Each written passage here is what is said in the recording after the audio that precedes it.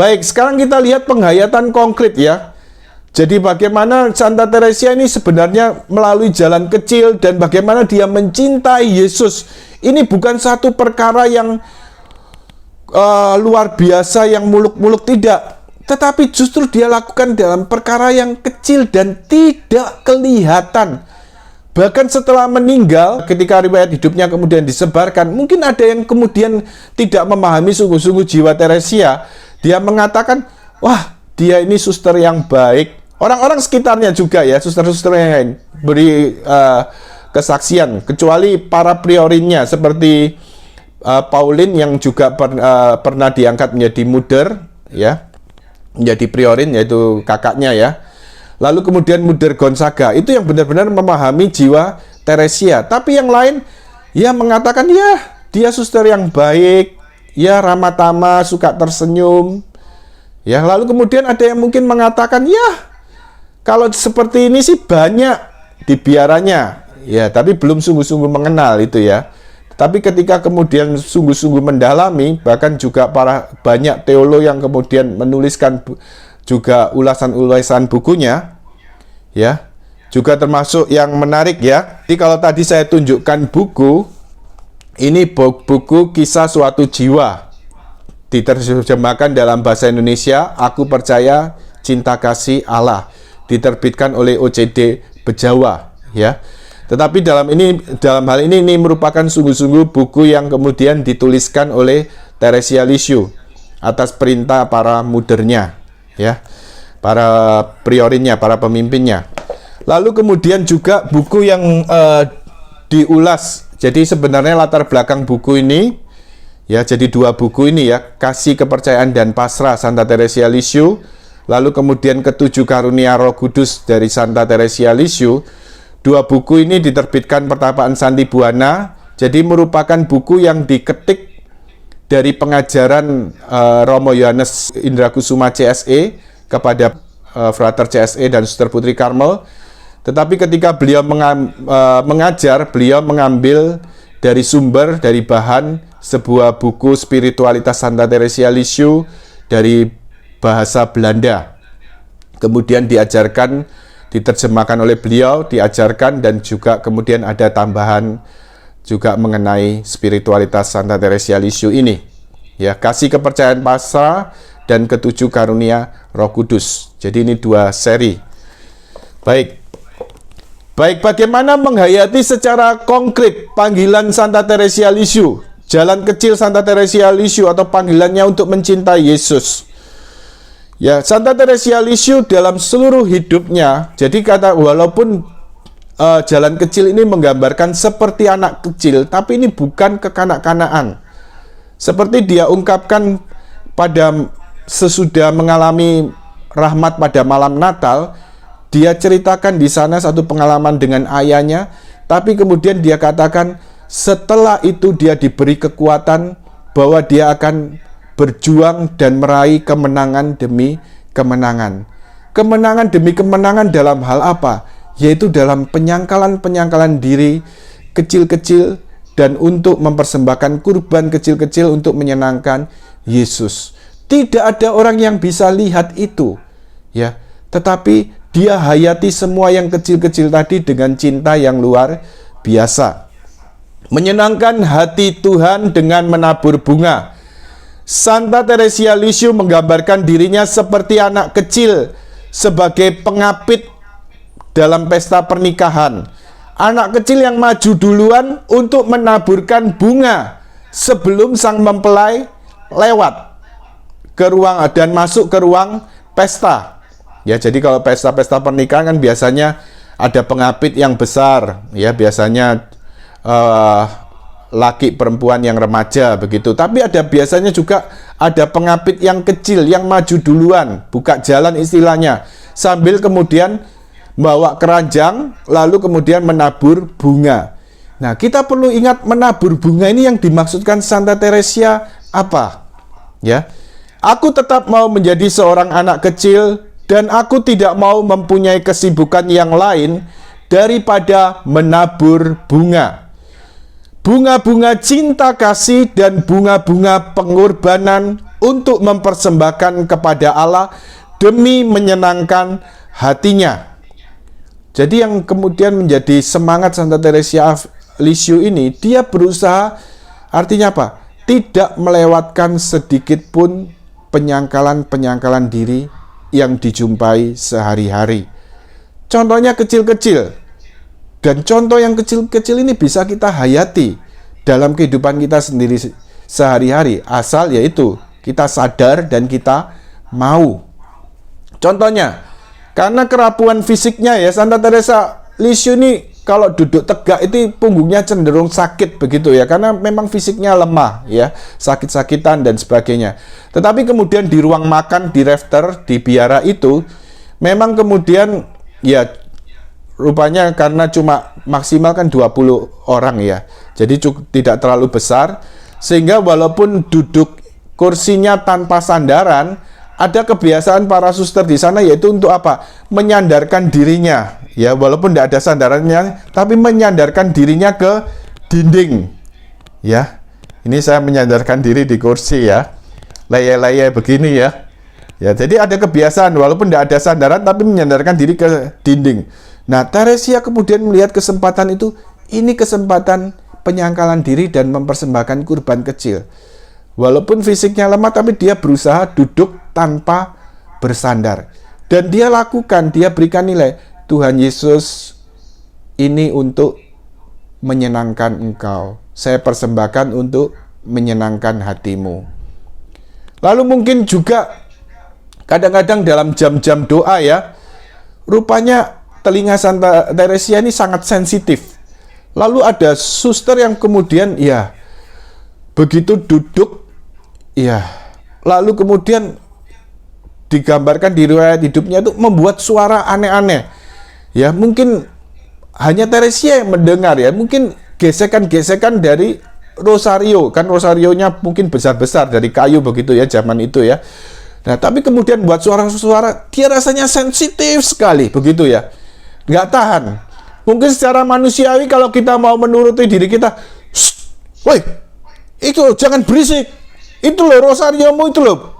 Ya itu secara manusiawi kan kita akan langsung spontan seperti itu ya. Tapi atau kemudian kalau kita di gereja ada anak-anak kecil yang lalu lalang, lalu kemudian dan sebagainya begitu ya. Ya.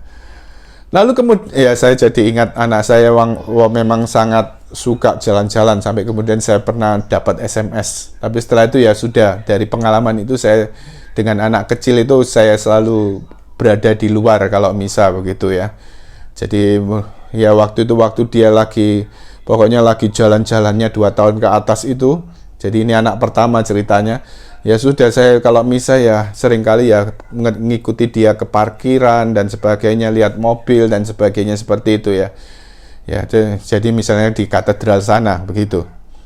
Ya, tapi kemudian yaitu apa yang dilakukan kembali lagi pada Teresia Lisieux ya. Jadi ketika dia mendengar suara itu ya secara manusiawi ingin menegur dan sebagainya, tapi kemudian akhirnya ya dia coba berbagai mungkin doa, membaca dan sebagainya, tapi tetap suara itu cukup mengganggu. Sampai akhirnya dia berjuang bagaimana, tapi akhirnya sudah pasrah. Dia akhirnya belajar menerima suara itu. Belajar menerima, semakin dia melawan, rasanya suara itu makin mengganggu, dia belajar menerima. Lalu dia katakan pada Tuhan Yesus dalam hatinya, Tuhan, saya persembahkan suara ini seperti alunan musik surgawi, saya persembahkan untuk menyenangkan Engkau. Jadi semua diberikan untuk menyenangkan Tuhan. Lalu kemudian hal kecil lainnya, kadang cuci-cuci. Ya cuci-cuci, ada kemudian ya suster yang dengan semangat cucinya tanpa peduli ya, kan mereka jejer-jejer begitu cuci-cuci, dengan semangat cuci-cuci, lalu kemudian nggak peduli samping kanan kiri, lalu kemudian nyiprati muka Teresia. Secara manusiawi mungkin kita akan berkata, cuci-cuci yang benar po. Ya, kita mungkin akan reaksi seperti itu ya.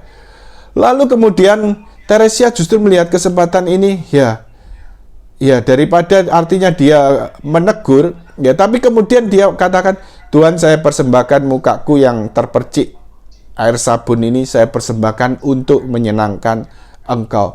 Ini hal kecil sehari-hari. juga penghayatan dalam kehidupan kasih pada sesama. Memang pada awalnya Teresia ini cintanya fokus kepada Yesus, pada Allah ya.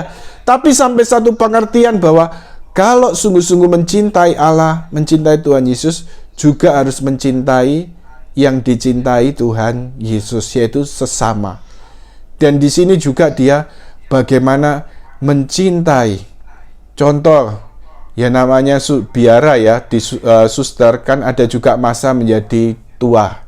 Dan mungkin juga pikun. Ya ada satu suster yang kemudian karena lansia, usia lanjut ini, rupanya kemudian novis-novis kalau diberi tugas untuk mendampingi suster ini cenderung mengeluh. Ya tapi kemudian karena apa? Ya harus menyesuaikan diri dengan suster ini luar biasa ya, maklum ya, walaupun suster ini suci, tapi namanya sudah lansia, mungkin juga sedikit sulit begitu ya.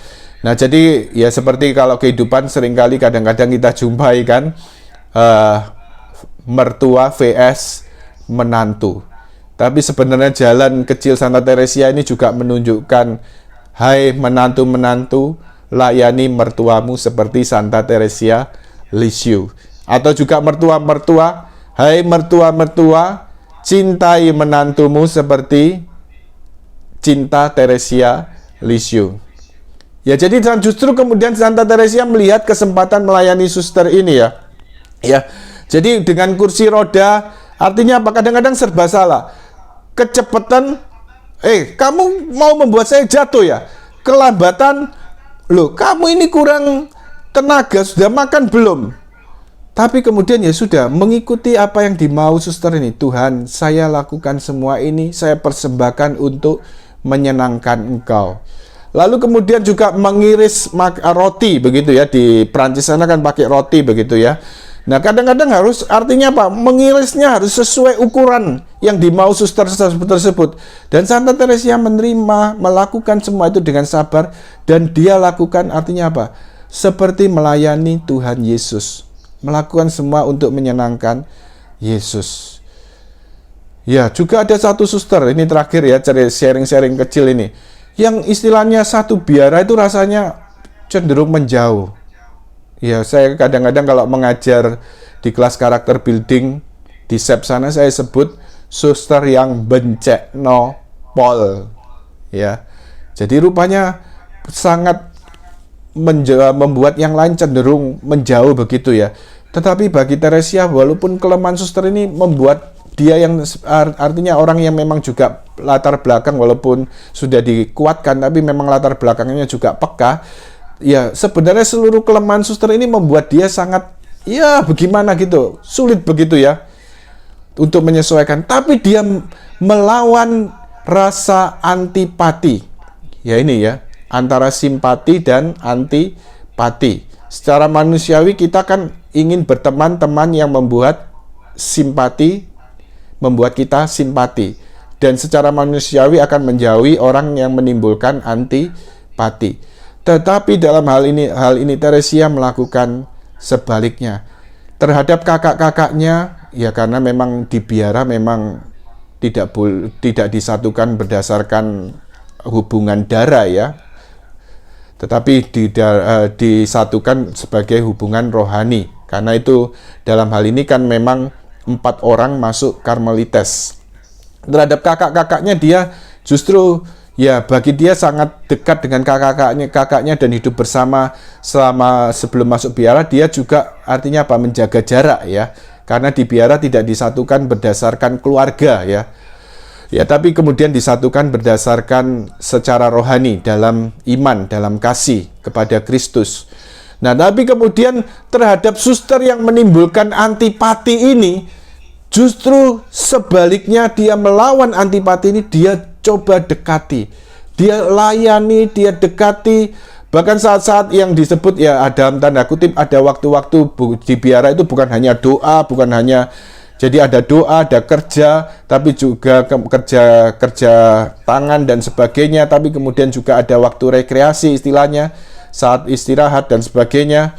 Ya, pada saat jam rekreasi, dia justru mendekati suster ini. Sampai satu ketika suster ini mengatakan, "Suster Teresia, apa yang sebenarnya menarik dalam diri saya, sehingga kamu mau selalu dekat dengan saya?"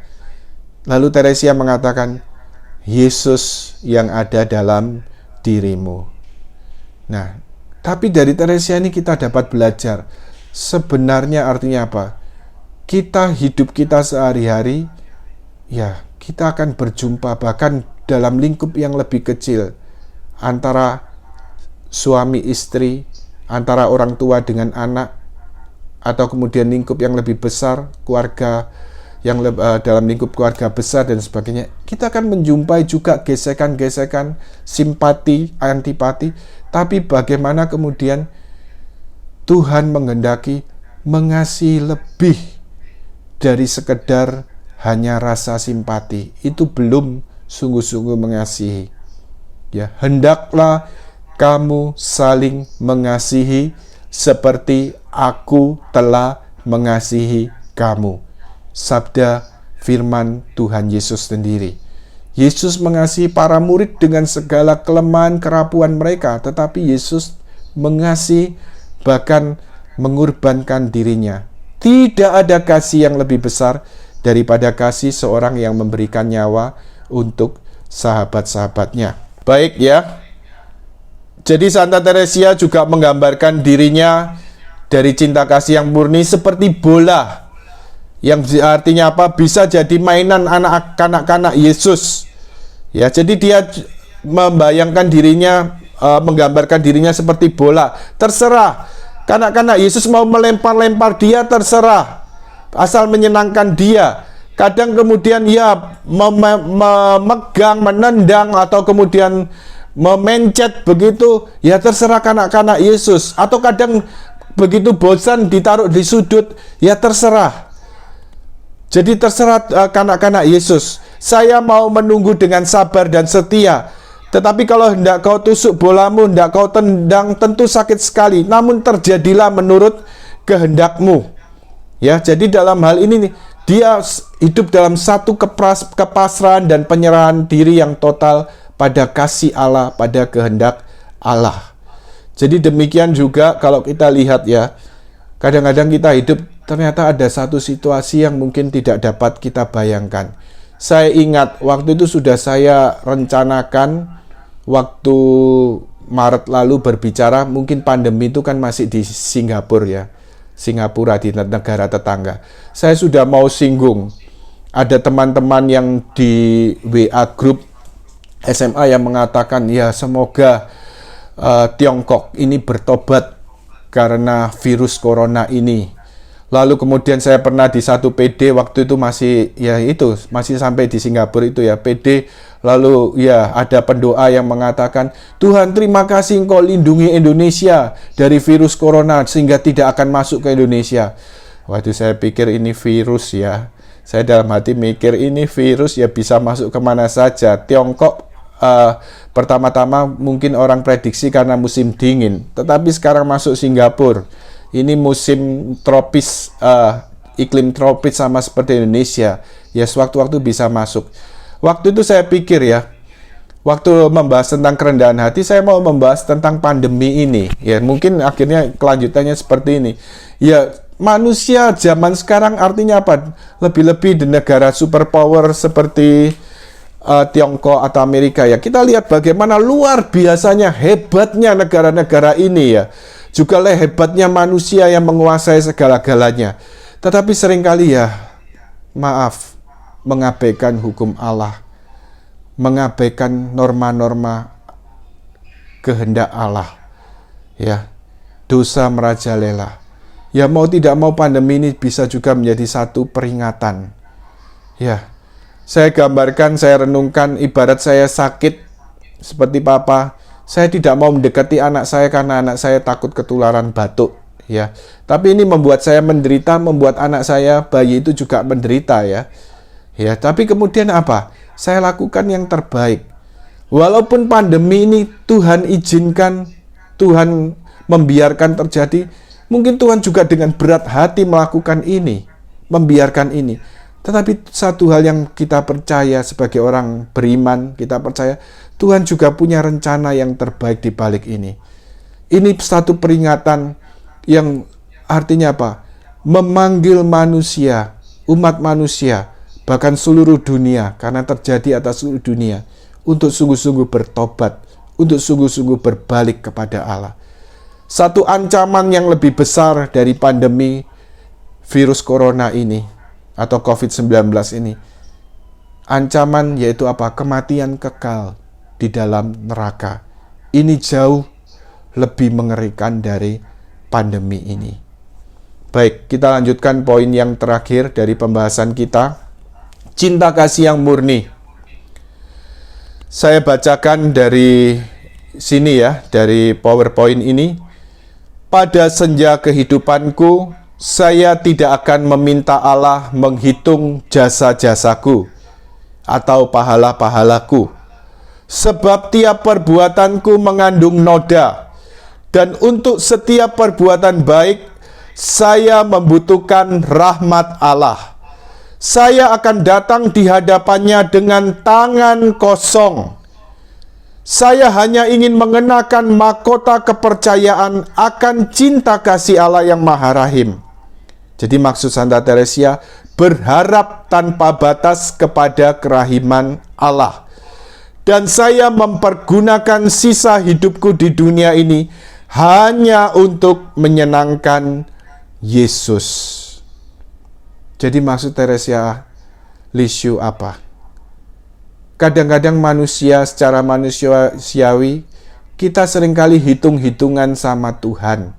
Tuhan, saya sudah melayani, saya sudah melakukan ini itu untuk kamu. Sekarang mana upahku? Ya. Jadi upahmu besar di surga.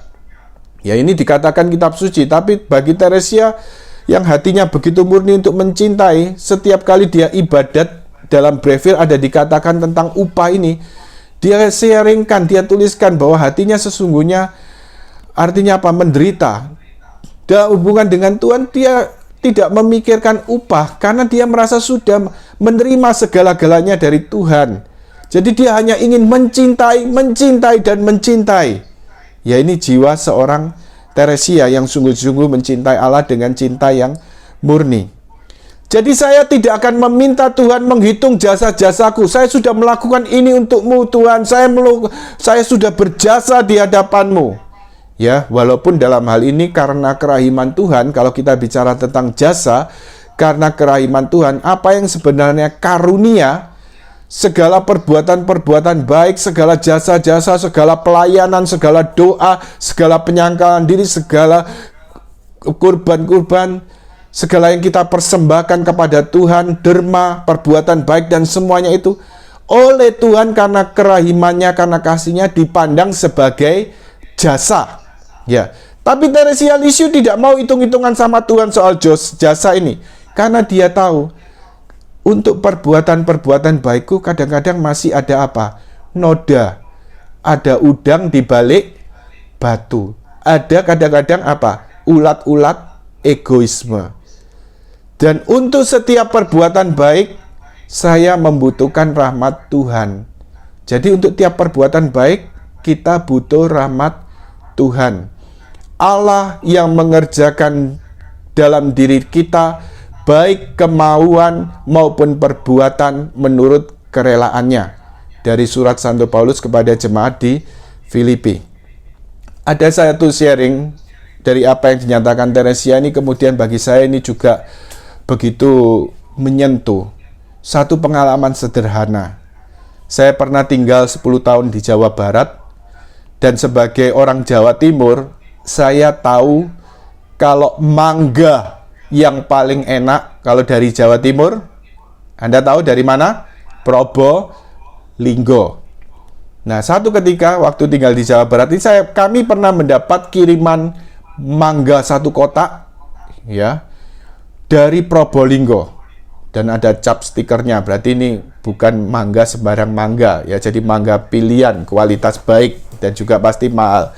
Lah, sebagai orang Jawa Timur, ya saya tahu, wah, mangga Probolinggo. Nah, saya dapat tugas membagikan. Waduh, karena jumlahnya terbatas, satu mangga dimakan 2 orang. Nah, lalu saya kemudian pilih-pilih yang bagian untuk kami, saya dengan sebelah saya begitu ya. Saya pilih di antara mangga itu yang paling besar, kemudian juga paling harum, lalu kemudian yaitu yang ada getah-getahnya itu ya. Saya tahu ini pasti mangga yang manisnya luar biasa. Ya sudah. Akhirnya setelah makan, kemudian mulai makan mangga itu, saya persilakan teman saya yang di sebelah saya, sudah kamu ambil mangganya dulu. Dengan pikir apa? Kalau dia mangga itu kan biasanya di separuh begitu ya, diiris sama pisau. Berarti paling tidak apa? Diiris dulu, setelah itu saya dapat bagian berikutnya, bagian kedua. Ya ini ya, pikiran-pikiran seperti ini ya. Paling tidak dapat dagingnya, kemudian dapat peloknya. Ya, jadi dia kemudian kupas dengan pisau itu iris separuh dan memang benar. Ternyata kemudian mangga itu benar-benar harum, manis, lalu kuningnya luar biasa. Mangga Probolinggo benar-benar. Lalu kemudian giliran saya berikut, mangga yang berikut tadi dan juga dapat peloknya ya, artinya dapat bijinya ini. Lalu saya kemudian iris dengan pisau. Dan apa yang terjadi? Bagian sisi yang saya iris ini busuk dan banyak ulatnya. Waduh, kecewa. Tidak jadi makan mangga. Tapi kemudian saya merenungkan apa yang mungkin kelihatan baik, ya bahkan mungkin juga doa-doa, pelayanan-pelayanan kita, ya kelihatannya baik yang sekarang selalu kita persembah, juga perjuangan-perjuangan kita, penyangkalan diri, kurban-kurban yang kita lakukan semuanya untuk, ya saya sangat menyukai Teresia, jadi saya mengikuti dia juga. Jadi saya selalu berusaha memberikan nilai, saya persembahkan untuk menyenangkan Engkau Yesus, untuk mencintai Engkau Yesus. Ya, jadi dalam doa, pelayanan, dalam kurban, penyangkalan diri dan semuanya. Tapi tanpa kita sadari ya, semua yang kita lakukan kadang-kadang mungkin masih ada ulat-ulat egoisme. Seperti dikatakan Teresia, sebab tiap perbuatanku mengandung noda-noda egoisme tadi. Ya mungkin ya ada kepuasan, ya mungkin ingin dilihat orang, ya mungkin ingin dipuji, ya banyak hal. Atau mungkin ingin mendapat ucapan terima kasih dan sebagainya ya. Ya, tapi karena itu apa yang dikatakan Teresia ini juga artinya Ya, jangan bersandar pada segala apa yang kita lakukan. Kalau lakukan ya sudah, hanya untuk mencintai Yesus ya sudah kita persembahkan semuanya untuk mencintai Yesus. Jangan digandoli tangannya. Tuhan, saya mau melakukan semuanya untuk mencintaimu. Tapi masih ada yang kita gandoli tangan ini. Ya, ini kan Tuhan? Supaya aku dilihat orang, supaya aku dipuji, supaya aku hebat, supaya aku suci dan sebagainya. Ya, mencintai Tuhan, saya persembahkan semua hanya untuk menyenangkanmu, untuk mencintaimu, dan untuk keselamatanku, keselamatan jiwaku, kekudusanku, semuanya adalah tergantung pada kerahimanmu. Inilah jalan yang ditunjukkan Santa Teresia. Dan memang karena pengalaman kecil berkaitan mangga tadi, mangga yang berulat tadi, saya kemudian disadarkan ya, artinya saya tidak mau menggantungkan diri, tidak mau berbangga-bangga dengan atau juga merasa sudah berjasa membuat pahala dengan segala perbuatan baik, dengan segala doa, pelayanan, atau hal-hal banyak hal ya. Tapi saya mau melakukan semua itu hanya untuk menyenangkan Yesus, hanya untuk mencintai Yesus. Baik, mari kita akhiri pertemuan kita malam ini.